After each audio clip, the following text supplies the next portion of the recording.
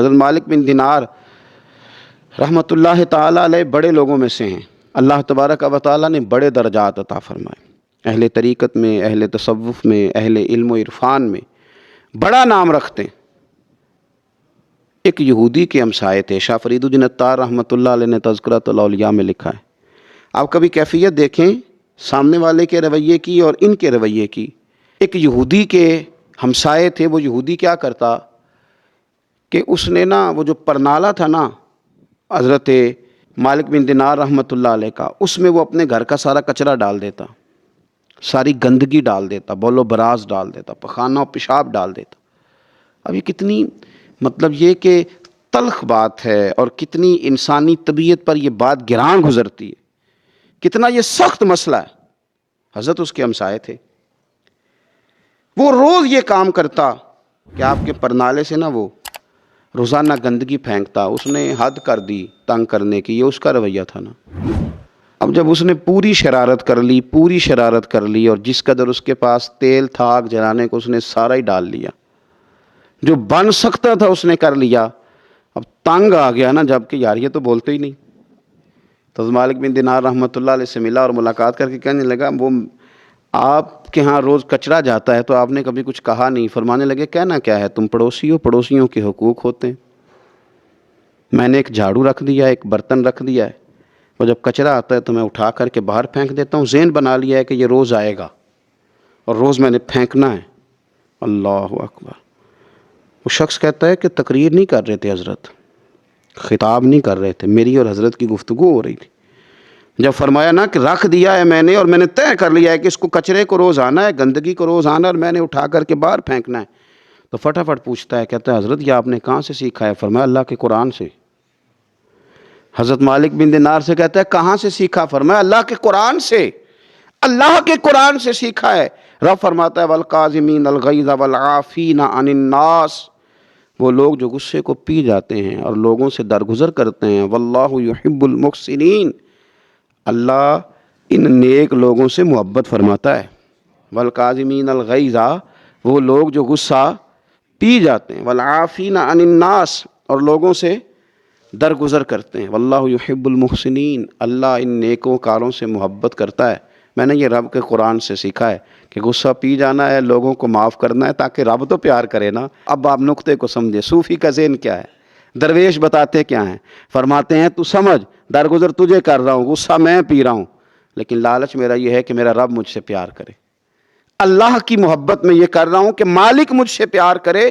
ہمارا تو مطمع نظر ہی رب کو راضی کرنا ہے، اللہ پیار کرے. اس نے جب کیفیات دیکھی میں نے کہا لہجوں کو نرم کر دیتے ہیں. جب یہ رنگ دیکھا تو حضرت مالک بن دینار کا ہاتھ پکڑ کے آنے لگا، پڑھائیے کلمہ، میں بھی مسلمان ہو جاتا ہوں، تاکہ دین کی یہ خوبصورت تعلیمات میرے اندر بھی اتر جائیں. تو مثبت رویے پیدا کریں، اچھا سوچیں. حضور صلی اللہ علیہ وسلم نے فرمایا اچھا گمان عبادت ہے. اچھا گمان عبادت ہے. اچھا سوچنا عبادت. آپ اچھا گمان کریں، بس ذہن صاف ستھرا رکھیں، عبادت کا ثواب ملتا رہے گا. لوگوں کے بارے میں مثبت رہیں، منفی نہ ہوں.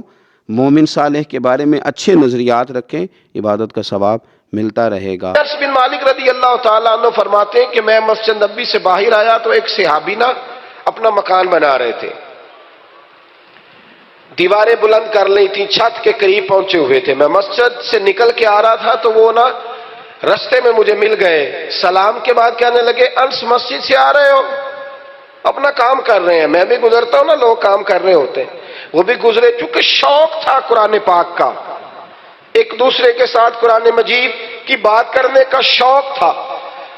فرماتے ہیں کہ میں ان کے قریب سے گزرا تو دیوار بنا رہے تھے. تو فرمانے لگے انس مسجد نبوی شریف سے آئے ہو؟ ہاں وہاں سے آیا ہوں. کہا کوئی نئی آیت تو نہیں آئی حضور پہ؟ میں نے کہا آئی ہے، ابھی سن کے آیا ہوں. کہا سنائیے. کہا ابھی آیت آئی ہے، حضور نے ہمیں ابھی سنائی ہے. اقترب للناس حسابهم وهم فی غفلۃ معرضون. رب فرماتا ہے لوگوں کے حساب کا وقت قریب آ گیا ہے، ابھی بھی غافل ہیں. اقترب للناس حساب کا وقت، حساب کا وقت.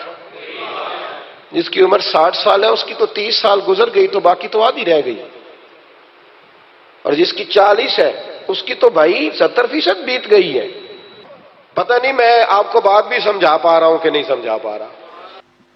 اسلام نے ہمیں یہ بتلایا ہے کہ تم یہاں آنے سے پہلے بھی کہیں تھے اور یہاں سے جانے کے بعد بھی تم نے کہیں جانا ہے. اگر جزا اور سزا کا تصور ختم ہو جائے نا کہ مظلوم کو قیامت میں انصاف نہ ملے، ظالم کو سزا نہ ملے، تو پھر اس دنیا میں لوگ شترے بے مہار ہو جائیں گے، ایک دوسرے کو کاٹ کاٹ کے کھائیں گے. پھر تو یہاں کوئی آدمی کسی بھی جگہ قرار نہ پا سکے گا. اس کو پتہ ہے کہ جو ہے یہیں پہ ہے. ظالم ظالم ہی رہ جائے گا اور مظلوم مظلوم. اسلام نے ایک تصور دیا ہے، وہ تصور ہے آخرت کا تصور.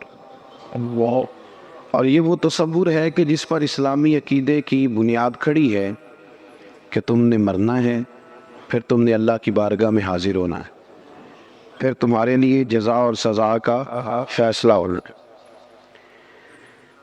ہمارے یہاں کچھ لوگ یہ سمجھتے ہیں کہ فلانا آدمی جب اپنے ڈرائنگ روم کے اندر تھا تو اس کے پاس بڑی آسانیاں تھیں، جب وہ اپنے کمرے میں تھا تو اس کے پاس بڑی سہولیات تھیں، بیڈ لگا ہوا تھا، گرمیوں میں اے سی تھا، سردیوں میں ہیٹر تھا. اب وہ قبر میں جائے گا تو اس کے ساتھ کیا بنے گا؟ اور نفسیاتی دباؤ دیا جاتا ہے اس بات پر کہ بڑی تنگ ہے قبر، بڑی مشکل ہے قبر. ہے صحیح مشکل، بڑی تنگ ہے، پر اس کے لیے جس نے تیاری کوئی نہیں کی، اس شخص کے لیے جو یہ ذہن بنا لے گا کہ جو کچھ ہے دنیا میں ہی ہے، لیکن جو بہت ساری جگہوں پہ بہت سارے سپیڈ بریکروں کا صرف اس لیے خیال رکھے کہ اگر میں یہاں رکوں گا نہیں تو میری آخرت خراب ہوگی، اور زندگی میں بہت سارے کھیتوں میں منہ اس لیے نہ مارے کہ یہ میرے نہیں ورنہ قیامت میں مجھے حساب دینا پڑے گا، تو پھر اس کی باغ کھڈا نہیں ہوتی قبر، اس کی قبر گڑھا نہیں ہوتی، بلکہ فرمایا قبر المومن روضۃ من ریاض الجنہ. اب جو بڑے بڑے نواب ہوتے ہیں نا، بڑے بڑے جاگیردار، ان کے بھی کھیت ہوتے ہیں پر باغ نہیں ہوتے. باغ تو کسی کسی کا ہوتا ہے، لیکن فرمایا قبر المومن روضۃ من ریاض الجنہ. مومن کی قبر کو کھڈا نہ سمجھو، گڑھا نہ سمجھو، بلکہ مومن کی قبر جنت کے باغوں میں سے ایک باغ ہے. آخرت کی جو زندگی ہے نا وہ بڑی شاندار زندگی ہے، اس کا بڑا مقام ہے، اس کا بڑا مرتبہ ہے. قرآن پاک نے کہا والآخرۃ خیر وابقیٰ، فرمایا آخرت تمہارے لیے بہتر بھی ہے اور ہمیشہ باقی رہنے والی بھی. دنیا میں جو بندہ آپ کو بڑا سکھی لگتا ہے نا وہ کچھ سکھی نہیں. اللہ نے فرمایا آخرت تمہارے لیے بڑی ہی بہتر، بڑی بہتر. 15 سال مسلسل پردیس میں رہ کے آدمی واپس اپنے گھر آئے تو اس کی ماں حیات ہو، زندہ ہو، تو بڑا استقبال کراتی ہے. اس کا دل کرتے مکان ہی آج نیا بنا دوں، میرا بیٹا 15 سالوں کے بعد آ رہا ہے. بڑا بندوبست کرتی ہے. لیکن میرے دوستو یاد رکھنا، ماں بڑا پیار کرتی ہے، پر جب بندہ مر کے قبر میں جاتا ہے تو اللہ کی رحمتیں اس سے بڑھ کر کہیں اس کا استقبال کرتی ہیں. اس کو نوازا جاتا ہے، اس کو عطا کیا جاتا ہے. المومن کو قیامت کے دن جنت ملے گی، جنت. وہ جیسے کہ ہمارے بزرگ کہہ رہے تھے، اب بات چلی گئی ہے ان لوگوں کے ہتھے، اسٹیج کے مالک وارث وہ لوگ بن گئے ہیں جو مبادیات اور ضروریات سے بھی آگاہ نہیں. جنت کا بڑا مذاق اڑایا جاتا ہے اور ڈھیر سارا مذاق اڑایا جاتا ہے. آپ پلٹ کر ذرا دیکھ لیں، قرآن مجید کی 20 آیات ہے حصول جنت پر، جنت کی نعمتوں پر. نبی پاک صلی اللہ علیہ وسلم کی احادیث اتنی کثرت سے ہے کہ جنت پر ہمارے محدثین نے کتب احادیث میں پورے پورے باب باندھے. 1-2 حدیثیں نہیں، پورے پورے باب. لیکن قوم میں کتنا کچھ شعور ہے جنت کے حوالے سے. قرآن مجید کا اہم عنوان ہے جنت. کتنا کچھ شعور پایا جاتا ہے، کس حد تک لوگوں کی دلچسپی ہے. میں کبھی کبھی سوچتا ہوں کہ مطلب لوگوں کو کس طرف ان کو ٹرین کیا جا رہا ہے، کدھر بھیجا جا رہا ہے، ذہن سازی کیا کی جا رہی. नाथ खां स्टेज पे कहता है खोरे तू केड़ी जन्नत ਦੀਆਂ ਗੱਲਾਂ ਕਰਨਾ ਉਹਦੀਆਂ ਹੀ ਗੱਲਾਂ ਜਿਹੜੀਆਂ ਅੱਲਾ ਨੇ ਕੁਰਾਨ ਪਾਕ ਵਿੱਚ ਕੀਤੀਆਂ ਉਸੇ जन्नत ਦੀਆਂ ਜਿਹਦੀਆਂ ਗੱਲਾਂ नबी पाक ने ਕੀਤੀਆਂ लेकिन वो कच्चे नज़रियात और हमारे लोग बड़े डरे हुए वो कहते हैं मौज तो दुनिया में थी मर जाएंगे तो कब्र बड़ी खौफनाक है तो मंजर भाई है सारा कुछ ठीक है लेकिन आप अपने अमाल ठीक करें तो फिर तो कब्र में आपका इस्तकबाल होगा।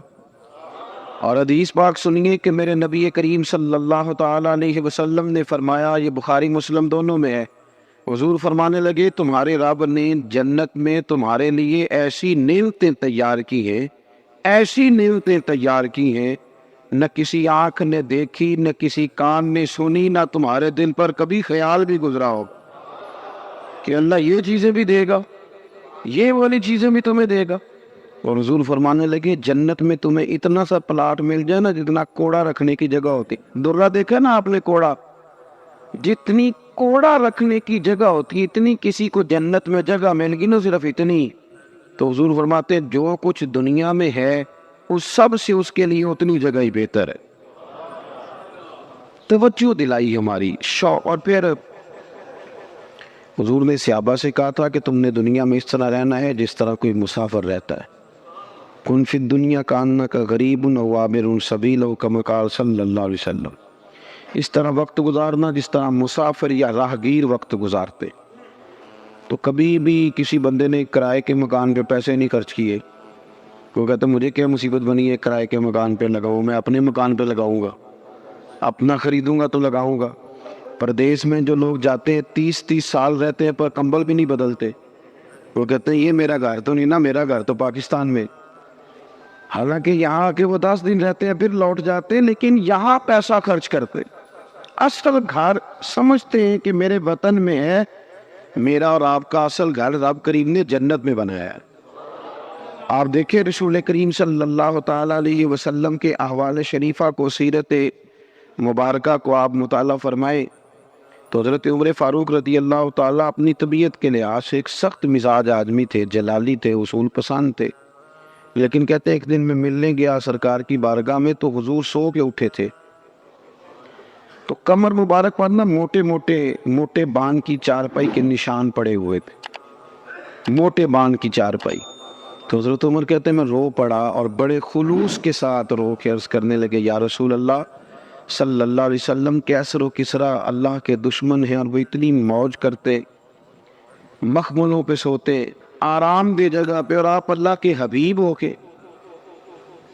कहते हैं कि मैंने रो के कहा, तो जो है ना मेरी बात पर, वो पहले बड़े मुखलस थे और मर्द के आंसू अक्सर खाली से होते हैं, तो कहा कि रो के मैंने अर्ज किया।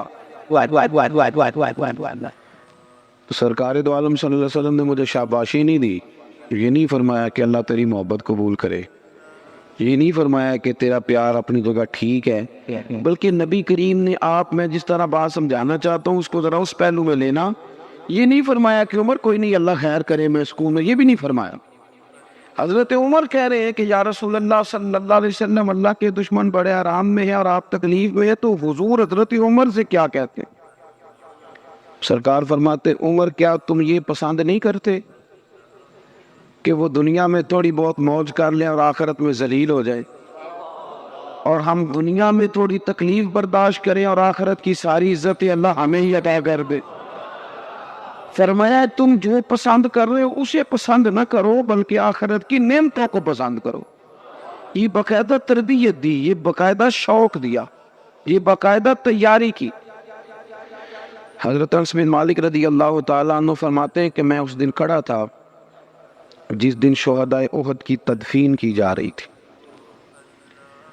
तो हाल ये था कि हज़रत सफ़िया रज़ी अल्लाह ताला अन्हा, नबी पाक सल्लल्लाहु अलैहि वसल्लम की फुफो जान, उन्होंने जब देखा ना कि मेरे भाई हज़रत अमीर हमज़ा का सारा वजूद काट दिया गया, तो वो 2 कपड़े लेके आई कफन के लिए।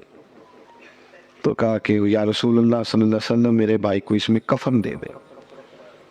अल्लाह के महबूब सल्लल्लाहु अलैहि वसल्लम कफन देने लगे तो साथ ही हज़रत मुसअब इब्न उमैर की लाश मुबारक पड़ी थी, वो भी शहीद हो गए थे। सरकार फरमाने लगे फुफो मेरा दिल नहीं मानता कि अपने चचा को तो 2 कपड़ों में गुस्ल दे दूँ और मुसअब इब्न उमैर को ऐसे ही दफन करते। تو وہ بھی کہنے لگی کہ حضور آپ اس طرح کریں، ایک کپڑا انہیں دے دیں اور ایک انہیں دے دیں۔ اب ایک کپڑا چھوٹا تھا، ایک بڑا تھا۔ اللہ کے رسول نے بڑا کپڑا حضرت مصعب ابن عمیر کو دیا، چھوٹا کپڑا حضرت امیر حمزہ کو دیا۔ فرمایا میں ہم اس کے وارث ہیں، یہ ہمارے خاندان کا ہے، تو ہم دوسروں کے لیے قربانی دیں گے، اثار کریں۔ لیکن وہ بڑا کپڑا دیا تو بھی حضرت مصعب ابن عمیر کو پورا نہیں تھا، حضرت امیر حمزہ کو بھی پورا نہیں تھا۔ اگر سر ڈھانپتے تھے تو پیر ننگے ہو جاتے تھے، پیر ڈھانپتے تھے تو سر ننگا ہو جاتا تھا، قربان جائے۔ حضرت انس بن مالک کہتے ہیں لوگ یہ منظر دیکھ رہے تھے اور رو رہے تھے، پر حضور نے ایک فکرہ کہا تو ہماری سوچیں بدل دی۔ فرمایا کیوں پریشان ہوتے ہو، انہیں دفن کرو، تم قبر پہ مٹی ڈال کے سائڈ پہ ہو جاؤ، اللہ ابھی انہیں جنت کا لباس عطا کر دے۔ بھی 1 منٹ کی بات ہے، انہیں جنت کا لباس ملے گا، اور شاندار لباس ملے اور اعلیٰ لباس ملے گا، اور وہ ملے گا جو میرا رب اپنے فضل سے عطا فرمائے گا۔ آخرت کی جو نعمتیں ہیں، جو شانیں ہیں، حضور نے انہیں بیان کیا ہے۔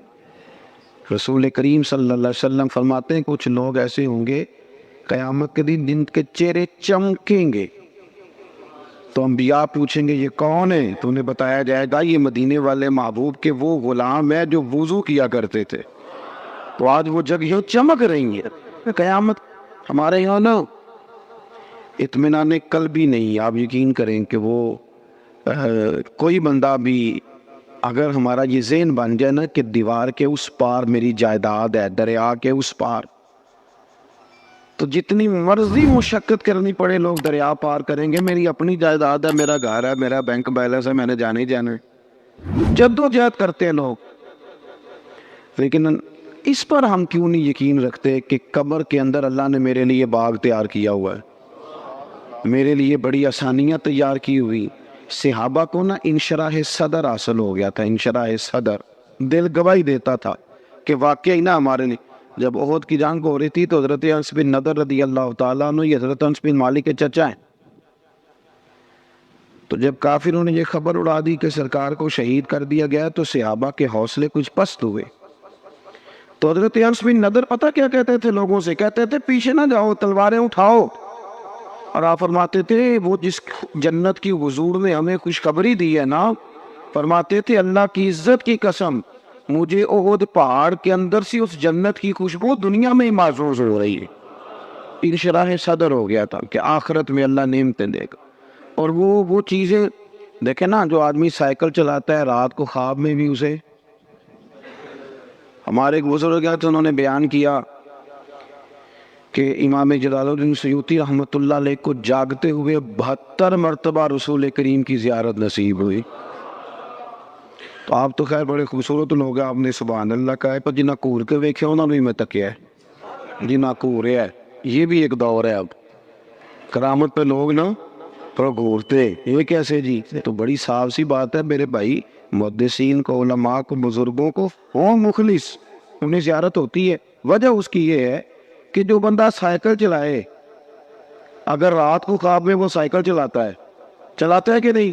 میری طرف دیکھیں جی، میری بات سنیں۔ اور اگر وہ شخص دن میں کوئی کام کرے تو رات کو خواب میں بھی وہی کام کرتا ہے، تو جو سارا دن رسول اللہ کی حدیث پڑھے اور نبی پاک کا دین پڑھائے اور سیرت میں رہے، میری عمر مدینے دے ٹبیاں دی تصویر بناؤندیاں گزر گئی، تو جو اپنا سارا وقت اسی میں بتاتا ہے نا، وہ مخلص، اس کا نظریہ یہ ہو کہ میں محبوب کی باتیں کر رہا ہوں، تو جو سارا دن محبوب کی باتیں کرتا ہے وہ خواب میں بھی محبوب کی باتیں کرتا ہے۔ تو اس میں رٹا ڈالنے کی تو بات ہی کوئی نہیں۔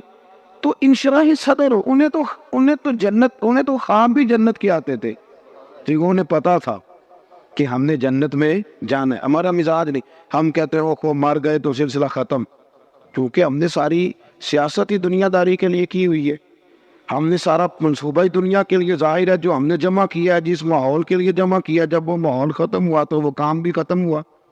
اللہ کے بندے تو بڑا خزانہ جمع کرتے تھے آخرت کے لیے، تیاری کر کے رکھتے تھے، تو پھر ظاہر ہے انہیں خواب بھی اسی کے آتے تھے۔ بخاری شریف میں حدیث ہے، ایک خاتون سرکار دو عالم صلی اللہ علیہ وسلم کی بارگاہ عالی مرتبت میں حاضر ہوئیں، انہیں مرگی کا مرض تھا، مرگی کا مرض اعصابی ہوتا ہے. ہمارے یہاں یہ جو پٹھوں کی تکلیف ہوتی ہے نا، تو اس کے لیے نیورو سرجن سے علاج کرایا جاتا ہے. نیورو سرجن بنیادی طور پہ دماغ کا ڈاکٹر ہوتا ہے، لیکن چونکہ اعصاب سارے کاؤنٹ ہوتے ہیں پورے وجود میں، تو پھر وہ اعصابی تناؤ جو ہے اس کو وہ دیکھتا ہے، اس کو چیک کرتا ہے، اور باقی ساری چیزوں کو اسی پر پھر وہ استدلال کرتے اور اس کا علاج کرتے. تو اعصابی مرض ہے، جب کسی کو مرگی ہوتی ہے تو وہ بندہ بے ہوش ہو جاتا ہے اور اس کا سارا وجود اس کے کنٹرول میں نہیں رہتا، وہ بیچارہ بے بس ہو جاتا ہے. تو کتنی بڑی تکلیف ہوتی ہے، اور انسان بیمار ہو اور پھر مرگی سے بیمار ہو. تو وہ خاتون حاضر خدمت ہوئی تو عرض کرنے لگی، یا رسول اللہ صلی اللہ علیہ وسلم مجھے مرگی ہے، حضور میں بڑی تکلیف میں ہوں، مہربانی فرمایا میرے لیے دعا کر دے. اب اللہ کے رسول نے کیا فرمایا؟ حضور فرمانے لگے بی ہے، اور خواتین میں حوصلہ بھی کم ہوتا ہے، اور ویسے بھی جب بندہ بیمار ہو تو اس کا حوصلہ بڑا جوان بھی ہو تو حوصلہ ٹوٹ جاتا ہے. تو وہ خاتون تھی، بیمار تھی، یا رسول اللہ صلی اللہ علیہ وسلم بڑی تکلیف میں ہوں، مرگی کا مرض ہے. تو نبی کریم صلی اللہ علیہ وسلم نے فرمایا تو میرے ساتھ ایک سودا نہیں کر لیتی؟ اس نے کہا حضور حکم کریں. تو محبوب فرمانے لگے اگر تو کہتی ہے تو میں دعا کرتا ہوں، رب تجھے ابھی شفا دے دے گا، اور اگر تو کرے نا صبر تو میں تیرے ساتھ وعدہ کرتا ہوں رب تجھے بغیر حساب کتاب جنت عطا کر دے گا. میرے ویسے آپ کے ویسے پیر صاحب کہے نا کہ دسو بھائی شفا لینی جے کہ جنت، اسی کہنے حضور لج پال ہو تجھے شفا دیو نا، پھر جنت بھی ویکھی جائے گی. آپ دعا کرائیں نا، کوئی گل نہیں، خیر صلی ابھی بڑی تکلیف ہے، گوڑے نو بڑی درد ہے، تسی یہ کچھ کرو نا. بھئی ہمارا تو فیصلہ یہی ہے کہ ہمیں شفا چاہیے. لیکن حضرت انس بن مالک کہتے ہیں جب نبی پاک صلی اللہ علیہ وسلم نے اس بی بی سے کہا کہ تو بتا، تو کہتی ہے تو ابھی دعا کرتا ہوں، مالک بڑا کریم ہے جو شفا دے دے گا، اور اگر تو کرے صبر اور مرگی کے ساتھ زندگی گزارے، ذرا اس بات کو آپ سمجھے، تو میں تیرے ساتھ وعدہ کرتا ہوں رب بغیر حساب کتاب جنت دے گا. کہتے ہیں بی بی نے سوچنے کے لیے بھی ٹائم نہیں لیا، 1-1.5 منٹ میں بولی، کہنے لگی یا رسول اللہ صلی اللہ علیہ وسلم تھوڑی سی تو زندگی ہے، میں مرگی کے ساتھ ہی گزارا کر لوں گی، آپ دعا کرے رب مجھے جنت ہی عطا دے رہے. انشراح صدر ہے، ان کو یقین کامل ہے کہ جنت میں جائیں گے تو مہر بن جائے گی، لہذا وہ یا رسول اللہ میں مرگی سمیت گزارا کر لوں. حالانکہ بندہ اب نارمل ہو جاتا ہے مرگی والا، نہ وہ کسی فنکشن پہ جا پاتا ہے، نہ کسی جگہ پہنچ سکتا ہے، وہ تڑپتا ہے. لیکن اس نے عرض کی یا رسول اللہ آپ میرے ساتھ وعدہ کریں کہ اللہ مجھے جنت دے گا. تو محبوب کریم نے فرمایا تجھے مبارک ہو، تیرے ساتھ وعدہ ہو گیا. عرض کرتی ہے یا رسول اللہ صلی اللہ علیہ وسلم جب مرگی ہوتی ہے تو میرے وجود سے کپڑا ہٹ جاتا ہے، تو حضور مجھے شرم آتی ہے، تو اتنی دعا کر دیں کہ مرگی ہو پر میرا ستر قائم رہے. حضور نے فرمایا تیرے لیے دعا کر دی، تیرا پردہ نہیں ہٹے گا. صحابہ کہتے ہیں بڑی بھی مرگی ہوتی تھی پر کپڑے اس کے وجود کے ساتھ جمے رہتے تھے. حضرت عثمان غنی کے زمانے تک وہ خاتون حیات رہی. جناب انس بن مالک فرماتے ہیں جب کوئی نیا شخص مدینے میں آتا اور کہتا ہے کہ مجھے کوئی جنتیں دکھاؤ تو ہم اس بوڑھی کے دروازے پہ دستک دیتے تھے. وہ باہر آتی تھی تو ہم کہتے تھے جنتی دیکھنا ہے تو اسے دیکھ لو، اسے میرے رسول کریم نے دنیا میں ہی جنت کی بشارت عطا فرمائی. اپنی زندگی میں نا کچھ کام فقط جنت کے لیے کرے، اور جنت وہ مقام ہے، جنت وہ مقام ہے، جنت وہ جگہ ہے جہاں خدا کا بھی دیدار ہوگا اور محمد مصطفیٰ کا بھی دیدار ہو صلی اللہ علیہ وسلم. اللہ رسول کا قرب بھی وہی نصیب ہوگا.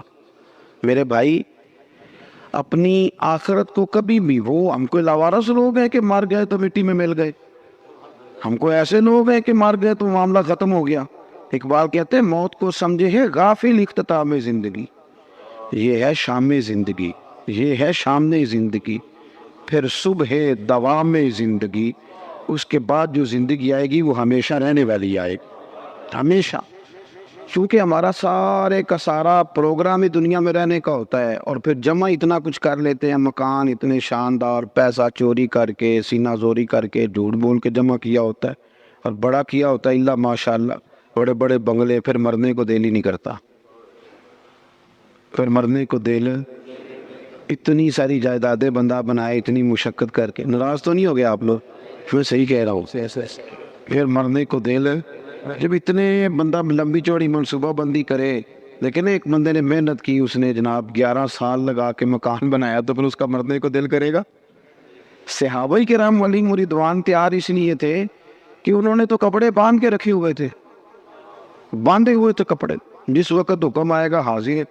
وہ تو ہر جنگ میں جانے سے پہلے شہادت کی دعا مانگتے تھے، ہر جنگ میں شہادت کرتے. سعد بن معاذ رضی اللہ تعالیٰ عنہ جیسے لوگ زخم لگ گیا تو روتے تھے، کہتے حضور میں تو شہادت سے رہ گیا ہوں، سارے لوگ نفع لے گئے اور میں خالی رہ گیا. پھر انہوں نے دعا مانگی کہ یا اللہ اگر قریش مکہ کے ساتھ کوئی اور جنگ باقی نہیں تو مجھے اسی زخم میں اپنی بارگاہ میں بلا لے. وہی زخم پھٹ گیا، خون نکلا. یا رسول اللہ یہ کیا ہوا؟ فرمایا رب کریم نے میرے ساتھ کی دعا کو قبول فرما لیا.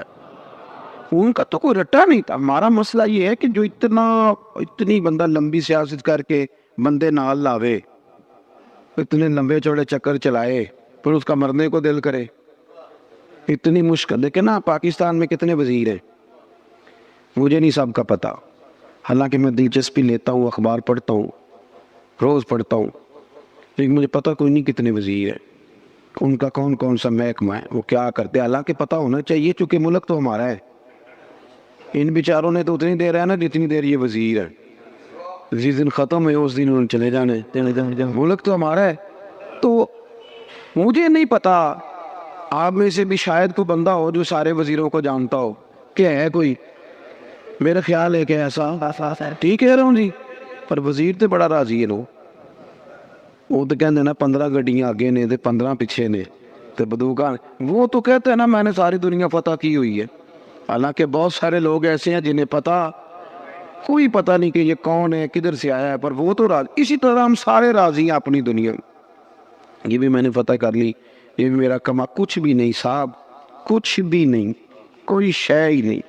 حضرت مولا علی شیر خدا کرم اللہ تعالی وجہ الکریم قبرستان گئے تو جا کے مردوں سے کہنے لگے تمہارا کیا حال ہے؟ تو ایک مردہ بول کے قبر سے کہنے لگا ہڈیاں ٹوٹ گئی ہیں، کفن پھٹ گیا، مال پیچھے دے آئے تھے، حساب ہمیں دینا پڑ رہا ہے. علی یہ بتاؤ ہمارے پچھلوں کا کیا حال ہے؟ تو مولا علی کہنے لگے تمہاری بیویوں نے نکاح کر لیے، تمہاری اولادوں نے مال تقسیم کر لیا، تمہارے دوستوں نے نئے دوست بنا لیے. پہلے تو تمہارا نام کبھی کبھی لیا جاتا تھا، اب تو زمانہ بیت گیا، تمہیں یاد ہی کوئی نہیں کرتا.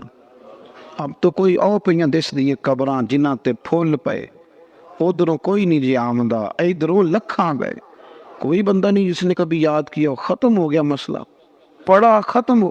میرے عزیز چونکہ دنیا داری بڑی جمع کر لیتے ہیں، مال بڑا اکٹھا کرتے ہیں، صبح سے شام تک ساری مشقت ہی دنیا داری کے لیے، ساری مشقت.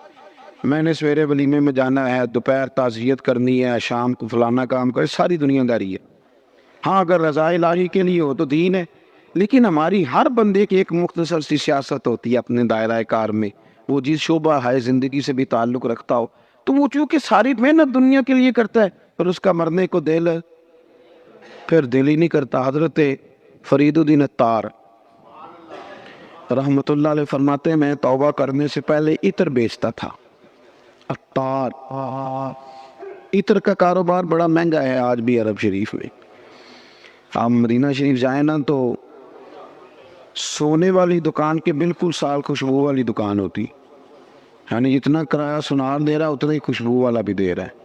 ایک مہنگا ترین کاروبار ہے پوری دنیا میں. تو کہتے ہیں میں بڑا امیر آدمی تھا تو میں نے عطر کی دکان بنا لی. میں عطار تھا تو بڑا خوبصورت میں نے ہال بنا کے اس کے اندر میں نے بڑا زبردست ڈسپلے کیا اور میں نے خوشبوئیں اس کے اندر لگائیں. میں اپنے کام میں لگا ہوا تھا تو کبھی کبھی ضمیر کہتا تھا یار یہ دنیا داریاں چھوڑ دے. اللہ والوں سے پیار بھی بڑا تھا، ان کی تذکرۃ الاولیاء دیکھیں تو پتہ چلا انہیں بڑی معرفت ہے رب کے بندوں کی. کہتے طبیعت بھی مائل ہوتی تھی پر وہ بندے خول نہیں نہ توڑتے ساری زندگی. حق پہچان کر بھی حق کے قریب جا نہیں سکتے، چونکہ خول کون توڑے؟ دنیا داری کا، برادری کا، قبیلے کا کون توڑے؟ فرمانے لگے کہ ایک دن نا میں دکان میں بیٹھا تھا تو ایک بزرگ آ گئے سادے سے. تو کبھی کوئی خوشبو دیکھتے، کبھی کوئی خوشبو دیکھتے، کبھی کوئی خوشبو دیکھتے. تو سیل مین کی عادت ہوتی ہے نا جی کیا حکم ہے، کیا چاہیے؟ وہ لا لا کے چیزیں دکھاتے ہیں، اچھے سیل مین کا طریقہ ہوتا ہے. تو فرماتے میں نے نا تھوڑی دیر تو بابا جی کو موقع دیا کہ وہ تلاش کر لیں. پھر میں سمجھا کہ کوئی گاہک ہے اور کوئی چیز تلاش کر رہے ہیں جو مل نہیں رہی. تو کاؤنٹر کے اندر بھی میں نے شیشیاں رکھی ہوئی تھی. تو میں نے بابا جی سے کہا بزرگوں کیا تلاش کر رہے ہیں، کیا دیکھ رہے ہیں، مجھے بتائیں میں پیش کرتا ہوں. کہتے بابا جی تھوڑی دیر چپ کر گئے، پھر غور سے میرا چہرہ دیکھا. کہنے لگے پتر میں تو صرف یہ دیکھ رہا ہوں کہ تیری جان بڑی مشکل سے نکلے گی. تو کہتے ہیں مجھے، میں دنیا دار تھا، دنیا دار کو نصیحت کریں تو اسے غصہ ہی آتا ہے. مجھے غصہ آیا. میں نے کہا جی کیوں جی کیوں مشکل سے نکلے گی؟ کہنے لگے یار تو نے مال ہی بڑا جمع کیا ہوا، جب تم مرنے لگے گا کبھی یہ بوتل یاد آئے گی، کبھی یہ والی یاد آئے گی، کبھی یہ والی یاد آئے گی، کبھی فلانے بینک والا اکاؤنٹ پریشان کرے گا، کبھی دوسرا کرے گا، کبھی وہ والی زمین، کبھی تو کیسے مرے گا؟ تیرا تو مرنے کو دل ہی نہیں چاہے، تو نے تو دنیا داری. کہتے اور غصہ لگا مجھے بابے کی بات کا. تو میں نے پورے غصے میں کہا بابا اچھا اسی کہتے نہیں تو اپنی قبر جانا ہے. میں نے کہا میری مشکل سے نکلے گی تو تیری کیسے نکلے گی؟ تو کہتے ہیں بابا جی کہنے لگے ادھر آ کاؤنٹر سے باہر بتاؤں کیسے نکلے گی. ادھر آ باہر. کہتے ہیں میں بابا جی کے قریب آیا تو بابا جی کہنے لگے دکھاؤں تجھے کیسے نکلے گی. میں نے کہا دکھائیں. وہ فرش پہ لیٹ گئے، کلمہ پڑا اور ان کی روح پرواز کر کے عرش فرشتے بانگا ملیاں، مکے پہ گئے شور، بلے شاہ آسان نہیں ہے مرنا، اے مر گیا ہی کوئی اور کہتے ان کی روح پرواز کر کے کہنے لگے یوں نکلے گی جان. کہتے میں سختے میں آ گیا، مجھے سمجھ ہی نہ آئے یہ بنا کیا ہے. اس طرح کے بھی کوئی بندے ہوتے، اس طرح کے بھی بندے. امام غزالی نے وضو کیا، غسل کیا، کفن پہنا، خوشبو لگائی، چارپائی پہ لیٹے، کہنے لگے اچھا مالک اگر تیری یہ مرضی ہے تو میں بھی تیار ہوں. کلمہ پڑا تو روح پرواز کر کے. میرے عزیز حضرت فرید الدین عطار رحمت اللہ تعالیٰ علیہ فرماتے ہیں کہ میں بابا جی لیٹے ہوئے ہیں، چہرہ چمک رہا ہے، روح پرواز کر کے مجھے سمجھ نہیں آ رہی. میں نے کہا یار اتنا بڑا کمال. کچھ لوگ میں نے بلائے، غسل دیا، کفن پہنایا، جنازہ پڑھا، بابا جی کو دفن کیا. تو پھر میں اپنی دنیا داری بھی دفن کرایا. پھر میں نے دفن کر دی اپنی دنیا داری. میں نے کہا ختم ہو گیا معاملہ، اب ضرورت کیا ہے ان چیزوں. ہمارا جو مسئلہ ہے نا میرے بھائی، وہ دن بدن پیچیدہ ہوتا چلا جا رہا ہے، پیچیدہ سے پیچیدہ. دینداری کرے، آخرت کے لیے کوئی خزانہ ہو، قیامت کے لیے. بخاری مسلم میں حدیث ہے، نبی کریم صلی اللہ تعالیٰ علیہ وآلہ وسلم نے ارشاد فرمایا کہ اللہ تبارک و تعالیٰ نے جنت میں میرے غلاموں کے لیے ایسی نعمتیں تیار کی ہیں کہ باقی ساری امتیں رشک کریں گی. وہ کہیں گی کیا بات ہے ان کی، اتنا اعزاز اللہ دے گا، اتنا نوازے گا، اور ہمارے ہاں وہ شوق ہی نہیں، وہ ذوق ہی نہیں. ہم ساری زندگی دنیا کا مکان ہی سیدھا کرتے رہتے، جو نیا ڈیزائن آ گیا اس کی ٹائلیں منگوا لی اور لگا لی. تھوڑا سا فکر کرے، شوق پیدا کرے آخرت کے لیے. آپ دیکھیں نا نبی کریم صلی اللہ تعالیٰ علیہ وآلہ وسلم کی خدمت میں خاتون حاضر ہوئی، اس کا بیٹا بدر میں شہید ہو گیا تھا. تو عرض کرنے لگی حضور بتائیں میرا بیٹا کہاں ہے، میرا بیٹا کہاں ہے میرا پتر. فرمایا کیا کرے گی؟ عرض کی یا رسول اللہ اگر وہ جنت میں نہ ہوا تو پھر کھول کے روؤں گی، اگر وہ جنت میں ہے تو پھر اللہ کا شکر ادا کروں گی. تو سرکار بیٹھے تھے مسجد نبی میں، نظر اٹھائی تو فرمایا بی بی 8 جنتیں جو سب سے اعلیٰ جنت ہے وہ رب نے تیرے بیٹے کو عطا کی ہے. صحابہ کہتے ہیں پھر ہم نے اس کی آنکھ میں آنسو نہیں دیکھا، پھر وہ اللہ کا شکر ادا کرتی ہوئی چلی گئی. آپ سمجھے کہ ان کو اطمینان قلبی تھا کہ ہمارا بڑا مقام ہوگا، ہمارا بڑا درجہ ہوگا، ہمیں قرب الہی ملے گا، ہمیں حضور کی بارگاہ ناز کی قربت نصیب ہوگی. اپنی زندگی میں اپنی آخرت کے لیے ضرور تیاری کرے. دیکھ لیں کہ نیکیوں کا حجم کیا ہے. اگر مجھے آج اتنا پتہ ہے نا کہ میرا مکان کتنے کا ہے اور میرے جیب میں اور میرے اکاؤنٹ میں پیسے کتنے، یہ اگر مجھے پتہ ہے تو مجھے یہ بھی پتہ ہے کہ میری نیکیوں کے خزانے میں کیا کچھ ہے. اور مجھے پکا پتہ ہے کچھ نیکیاں ہم کرتے ہیں نا تو وہ کئی دفعہ اس قابل نہیں ہوتی کہ ان سے کوئی اجر کا مطالبہ کیا جائے، اس لیے کہ وہ بہت ساری جگہوں پہ دکھاوا ہوتا ہے، ملمہ سازی ہوتی ہے، وہ اپنی بڑھوتری کے لیے بھی کچھ کام ہوتے ہیں. تو مجھے وہ حضرت خواجہ معین الدین چشتی رحمۃ اللہ علیہ نا آخری عمر میں بڑا رویا کرتے تھے، بڑا ہی روتے تھے. تو ایک دن سارے مریدین نے خواجہ قطب صاحب سے کہا کہ آپ حضرت سے عرض کریں اتنی آہوزاری. تو خواجہ قطب صاحب رحمۃ اللہ نے اس کی حضور 50 سال آپ نے عشاء سے لے کر فجر تک اپنے رب کی عبادت کی. دین اتنا پھیلایا ہے کہ قطب الدین بختیار کاکی جیسے صوفی بھی اور شہاب الدین غوری جیسے مجاہد بھی، یہ سارے آپ کی نگاہ کی کرامات ہے. تو اتنی آہوزاری، اتنا کچھ کیا، اتنی نیکیاں کی. تو خواجہ صاحب کا ایک جملہ تاریخ میں بڑا شاندار ملتا ہے، پیدا کرو. یہ اس کو کہا جو بڑا ہے، یہ اس کا سٹیٹس ہے. کئی دفعہ بوڑھوں کا بھی خیال ہوتا ہے نا کہ اب فلانے نے مجھے جگہ ہی نہیں دی، تو وہ نہ یہ ماحول بنائے. میری بات کی سمجھ آ رہی ہے آپ حضرات؟ وہ نہ یہ ذوق پیدا کرے کہ اب میرے لیے جو ہے وہ ہمیشہ اعزاز میں لوگ رہیں. نہیں کوئی ادب کرتا تو اللہ جانے اور وہ جانے. یہ بھیک نہ مانگے، یہ روب ڈال کے ادب نہ حاصل کرے، وہ تو جہنمی ہے جو یہ کہے. لیکن نوجوانوں کی جو تربیت ہے آج وہ عنوان ہے، اس پر بات کر رہا ہوں. حضرت سعد بن معاذ رضی اللہ تعالیٰ عنہ نبی پاک صلی اللہ علیہ وسلم کے پاس آئے تو ان کے قبیلے کے کچھ نوجوان بھی وہاں بیٹھے تھے. حضرت سعد بن معاذ ان میں سے بوڑھے تھے، بزرگ تھے، اور جب وہ آئے تو وہ نوجوان بیٹھے رہے. نبی کریم صلی اللہ تعالیٰ علیہ وآلہ وسلم نے پہلے ان نوجوانوں کو دیکھا، جناب سعد کچھ دیر رہے اور چلے گئے. تو اللہ کے رسول علیہ السلام نے فرمایا تمہارے قبیلے کا بڑا تھا، تم نے اٹھ کے استقبال ہی نہیں کیا، تم نے توجہ ہی نہیں کی، تم نے اعزاز ہی نہیں دیا، تم نے یہ خیال نہیں کیا کہ ایک بڑا آیا ہے، تم نے اس کو تکلیف دی. اعزاز، اکرام، بھائی کیا حرج ہوتا ہے تھوڑا سا اگر کسی بزرگ کو جگہ آگے دے دی جائے؟ اس میں کیا فرق پڑتا ہے کہ اگر آپ کسی لائن میں لگے ہوئے ہیں تو کسی بوڑھے کو کہیں کہ جناب بابا جی آپ آ جائیں. اور میرے بھائی کون سا وجود کا کوئی حصہ ٹوٹ جاتا ہے اگر کسی ضعیف کو، کسی بوڑھے کو یہ کہا جائے کہ آپ لائن سے نکل جائیں اور یہ بل مجھے دے دے میں جمع کرا دیتا ہوں؟ کیا تکلیف ہوتی ہے؟ ہمارے ہاں تو بوڑھوں کی چارپائیاں گھر میں اب علیحدہ رہتی ہیں، الگ رہتی. بیٹا اے سی والے کمرے سے نکلتا ہے اور وضاحت دیتا ہے ہر آنے جانے والوں کو کہ ابا جی کی ہڈیاں درد کرتی ہیں لہذا وہ اے سی والے کمرے میں رہنا پسند نہیں کرتے. تو میں تو کہتا ہوں کہ یہ وضاحت آپ کو کیوں دینی پڑی؟ یہ بات تو ابا جی کو کرنی چاہیے تھی. یہ وضاحت جو آپ نے دی ہے یہ تو ابا جی کے دینے والی وضاحت تھی، آپ نے کیوں دی؟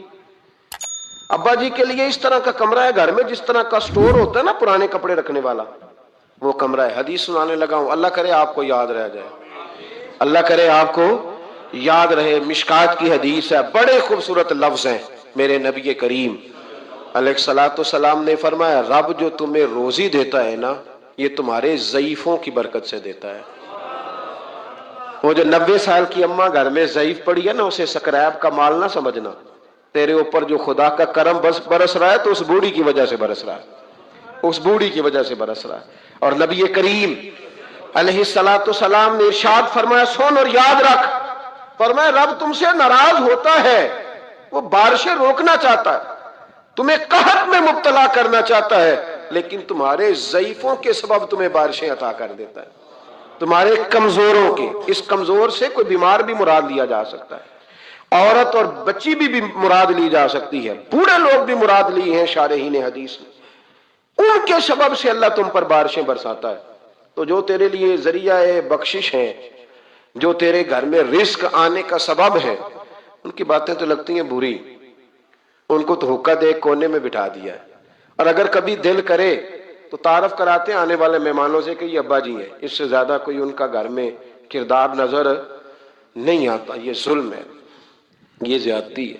بوڑھوں کا اکرام کرنا، ان کو پیار دینا، ان کو اعزاز دینا، ان کو ہمیشہ سربراہ بنا کے رکھنا، ان کے ساتھ اس طرح کا رویہ رکھنا کہ جیسے کسی بڑے شان والے آدمی.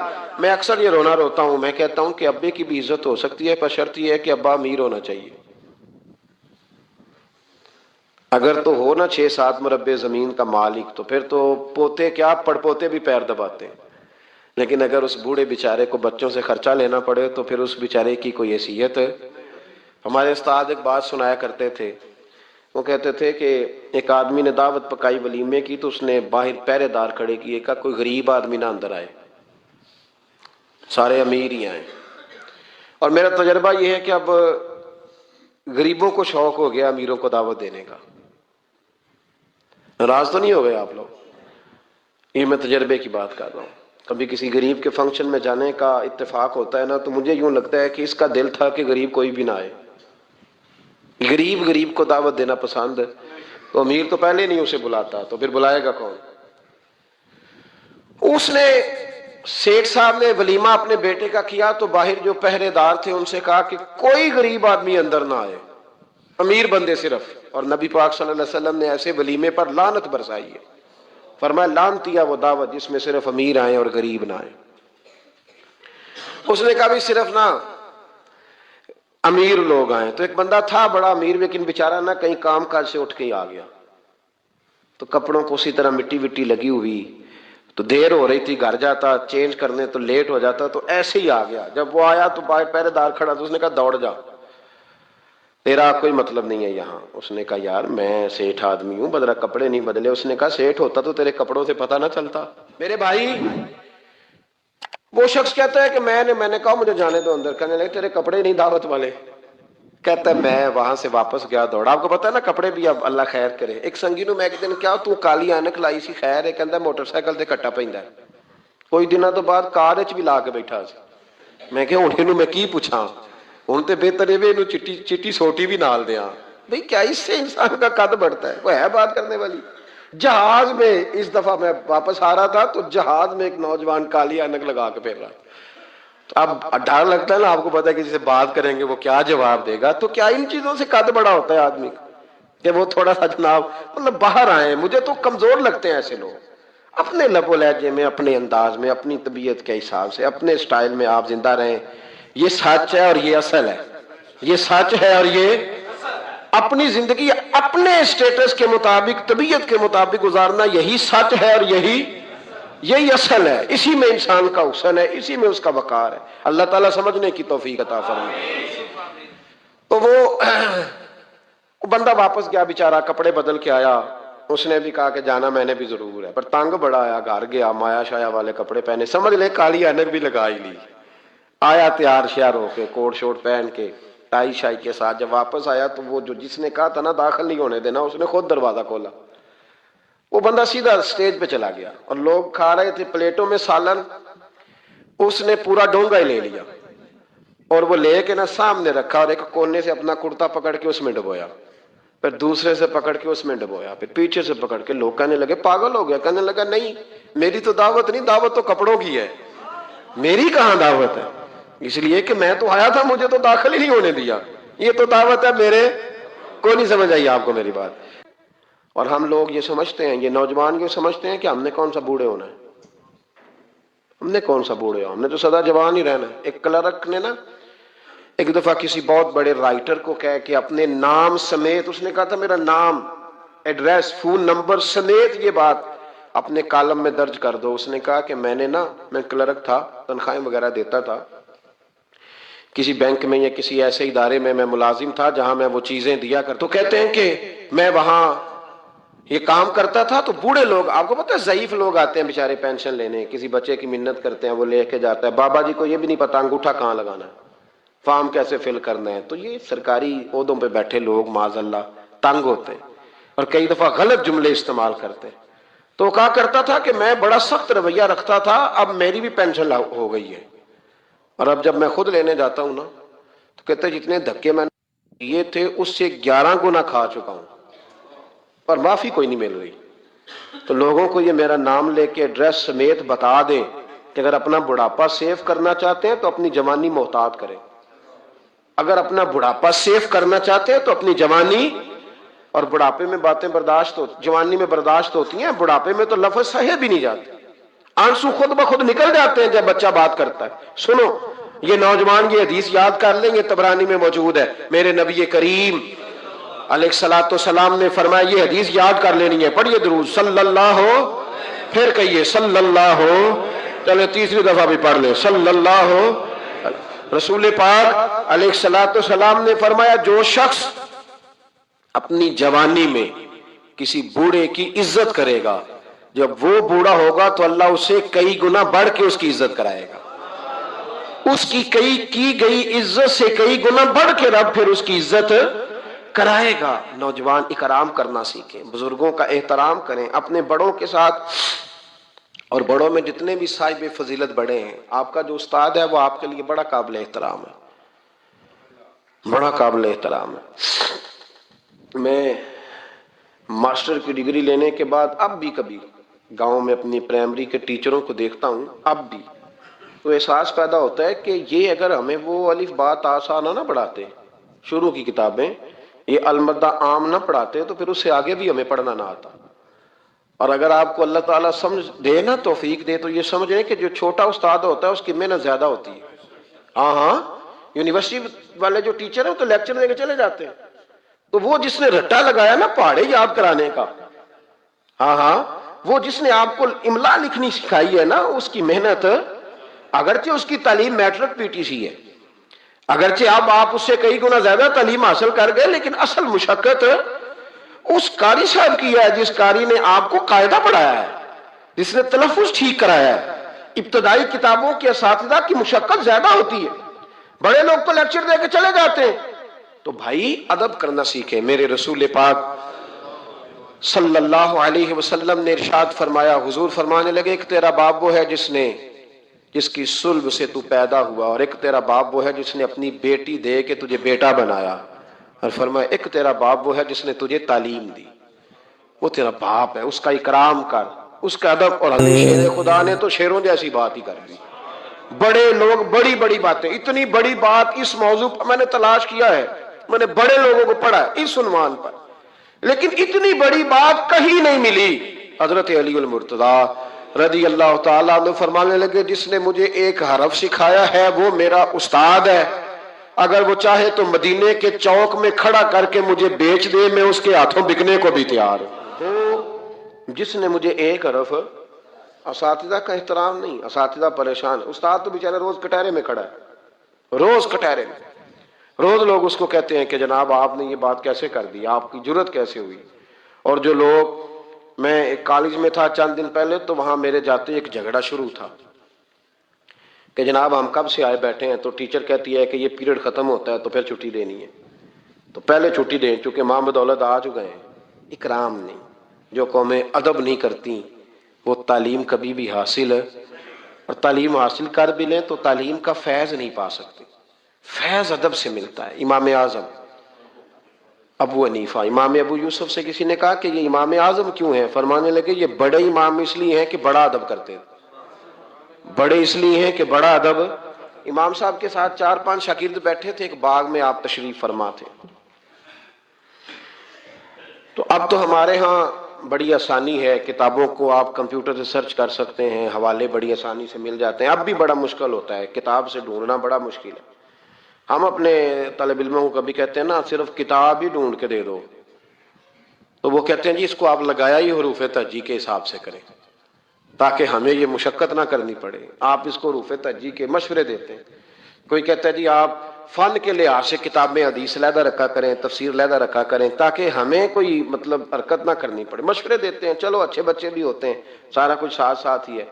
تخریج کا کام کرنا بڑا مشکل ہے آج بھی۔ جب آپ نے صحیح مطالعہ کرنا ہو تو پھر موبائل شبائل بند کر کے ہی ہوتا ہے۔ جب آپ نے کسی چیز پہ ریسرچ کرنی ہے، اس کو ہر لحاظ سے اور ہر زاویے سے آپ پڑھنا چاہتے ہیں، پھر یہ مشقت والا کام ہے۔ اس زمانے میں زیادہ مشقت ہوتی تھی، گرمی بڑی سخت تھی، تو امام اعظم رحمۃ اللہ علیہ نے 2-3 شاگرد منگا لیے۔ اب بڑی ساری سہولیات ہیں، جب ہم کوئی صفحہ 2-3 صفحے محفوظ کرنا چاہتے ہیں تو اس کا طریقہ ہم یہ رکھتے ہیں کہ ہمارے پاس پنیں ہوتی ہیں، پن لگا لی، اتنے صفحے سائڈ پہ کر لیے، پھر کئی بہت ساری آسانیاں ہیں۔ اس زمانے کے اندر بڑا مشکل ہوتا تھا، کچھ کاغذ بھی بڑا مہنگا تھا، چیزوں کو سمیٹنا، اور اگر کچھ چیز بکھر جاتی تھی دوبارہ حاصل کرنا ایک مشقت والا کام۔ تو امام صاحب رحمۃ اللہ علیہ باغ میں بیٹھے تھے، کچھ حدیثوں پر کام ہو رہا تھا، ان کی جو روایات تھیں اس کے راوی جو تھے وہ مرتب کیے جا رہے تھے، چیزوں پر فقہ کے اصول بنائے جا رہے تھے۔ شاید 2-4-5 شاگرد بھی بیٹھے تھے، باغ کے ساتھ کچھ بچے کھیل رہے تھے، تو گیند گری ایک بچے کی۔ تو آپ کو پتہ ہے کہ ایک بچے کی ویسے ڈیوٹی لگائی جاتی ہے گیند ہی پکڑنے کی، کھڑا کرتے ہیں نا جی پیچھے اس کو کہ تو نے صرف گیند ہی پکڑنی ہے۔ مجھے چونکہ دلچسپی نہیں میچ سے، لہذا مجھے زیادہ نام وام نہیں آتے کہ اس کو کیا کہتے ہیں، تو اس کو کھڑا کیا تھا انہوں نے پیچھے۔ وہ گیند اچانک آ گئی نا جب باغ میں، تو بچہ دوڑا آیا، 12-14 سال کا بچہ، جب وہ آیا نا باغ میں تو امام صاحب نے آؤ دیکھا نہ تاؤ دیکھا، امام صاحب جھٹ سے اٹھ کے کھڑے ہو گئے، اور جب کھڑے ہوئے تو وہ کاغذ جو تھے وہ سارے بکھر گئے۔ اب امام صاحب کھڑے ہوئے تو شاگردوں کو بھی کھڑا ہونا تھا۔ وہ بھی سارے کھڑے ہو گئے، ان کا بھی سارا سامان بکھر گیا، ٹوٹ گیا، دائیں بائیں چیزیں ہو گئیں. بچہ چلا گیا، امام صاحب بیٹھ گئے. شاگرد بڑے ادب والے تھے، انہوں نے پوچھا بھی نہیں کیا معاملہ ہے. اب نئے سرے سے ساری ترتیب دوبارہ سے لگائی گئی.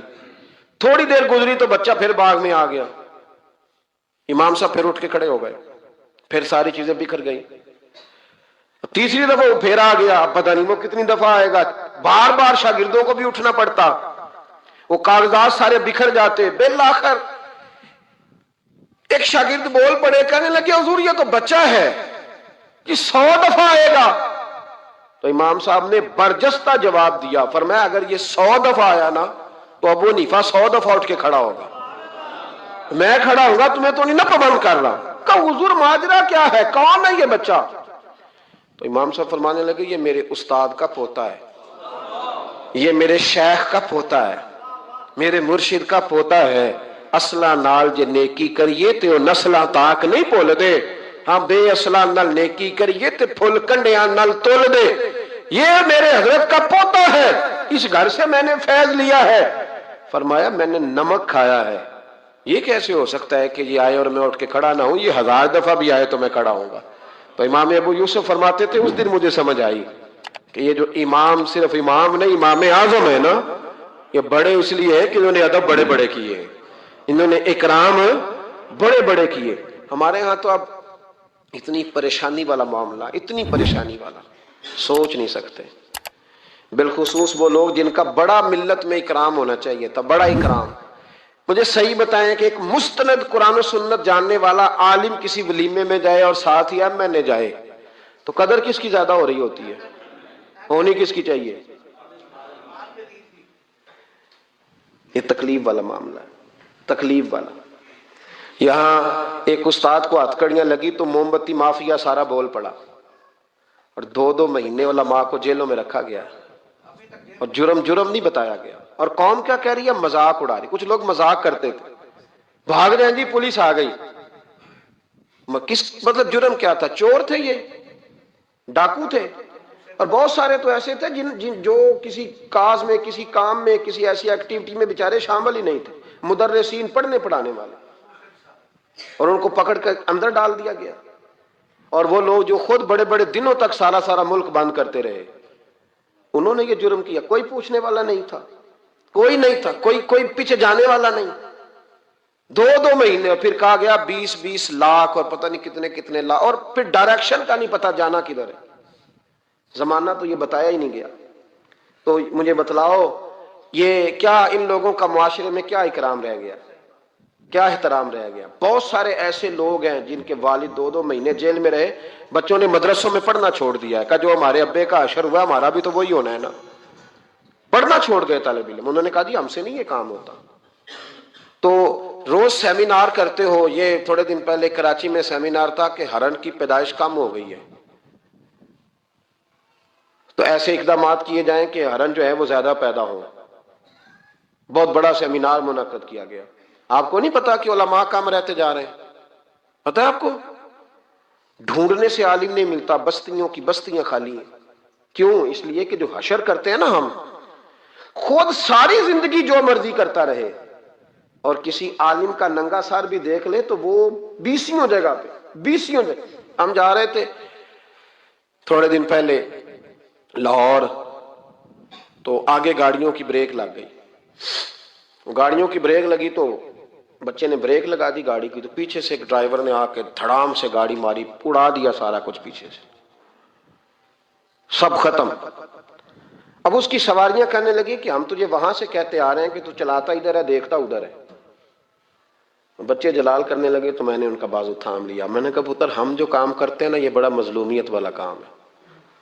تم نے 2 منٹ بھی کسی سے بات کر لی نا، حالانکہ غلطی ساری اس کی ہے اور ہم نے اسے کچھ بھی نہیں کہا. اس کی سواریاں ساری اس کے گلے پڑ رہی تھی کہ جو تو دیکھتا ادھر ہے چلاتا ادھر ہے، ساتھ میسج لکھ رہا ہے، تو ساتھ موبائل سن رہا ہے، تو کتنا پاگل ہے، کتنے لوگوں کی جان خطرے میں ڈال. تو میں نے کہا بیٹے تم ایک بات بھی کرو گے تو اس کی ویڈیو بن جائے گی کہ یہ دیکھیں جی یہ پیر صاحب تبلیغ کرتے ہیں، ان کا حال دیکھیں. یہ فٹافٹ معاملہ اور یہ اتنا سخت معاملہ، اتنی اذیت ناک یہ مسئلہ ہوتا جا رہا ہے، اتنا کربناک ہے یہ معاملہ. کسی نے کسی سے ہاتھ نہیں ملایا تو شور ہو گیا. یہ بازو دکھنے لگتا ہے. آپ یقین کریں بیٹھے رہتے ہیں نا جب کسی مجلس میں جاتے ہیں تو ہزاروں لوگوں سے ملنا پڑتا ہے، اور سنگی اپنے حساب سے ملاقات کرتے ہیں. کچھ بڑے عقیدت مند ہوتے ہیں، اور جب تک پورا بازو اپنے قریب نہ کر لے تب تک سلام میں بھی مزہ نہیں آتا. تو اب آپ کہہ نہیں کچھ سکتے، آپ چونکہ آپ دین کی بات کرتے ہیں، آپ خبردار، آپ بالکل ہلیں گے نہیں، آپ کو ہر جگہ پورا اترنا ہے. تو یہ اتنا گھٹن والا ماحول، کیونکہ آداب نہیں رہے، کیونکہ ہم تکلیف دیتے ہیں، ہم آزمائش میں ڈالتے ہیں. ایسے ایسے جملے لوگ کستے اور کہتے ہیں کہ جن کا کوئی مطلب جواب ممکن ہی نہیں، آپ دے نہیں سکتے. آپ کس طرح کر کے اس کا جواب دیں گے؟ کسی نے فون کیا اور کوئی سخت بات کہہ دی تو آپ نہیں جواب دے سکتے، پتہ نہیں وہاں ریکارڈنگ نہ چل رہی ہو، اور وہ اپنی بات پتہ نہیں ریکارڈ کرے نہیں کرے گا. یہ تکلیف ہے. کبھی بھی اپنے بزرگوں کو تکلیف، کبھی بھی تکلیف نہ دیں، کبھی بھی اذیت میں مبتلا نہ کریں، آزمائش میں نہ ڈالیں کبھی بھی. اور میں طالب علموں سے کہتا ہوں، تمہیں کیا ضرورت ہے کبھی کبھی، اور الحمدللہ یہ چند لوگوں کی بات کر رہا ہوں، ورنہ اللہ کا فضل ہے، عزت کرنے والوں کی تعداد زیادہ ہے، پیار کرنے والوں کی تعداد زیادہ ہے، اور کرم کے ساتھ دیکھنے والوں کی تعداد زیادہ ہے. اللہ کا فضل ہے، زیادہ ہے لوگ. لیکن میں طالب علموں سے کہتا ہوں، میں یہ حدیث اکثر بیان نہیں کرتا کہ کہیں میرے دل میں یہ خیال نہ آئے کہ میں بھی ایسا ہوں. میں اس درجے کا بندہ نہیں ہوں، الحمدللہ صحیح کہہ رہا ہوں، میں اس درجے کا نہیں ہوں.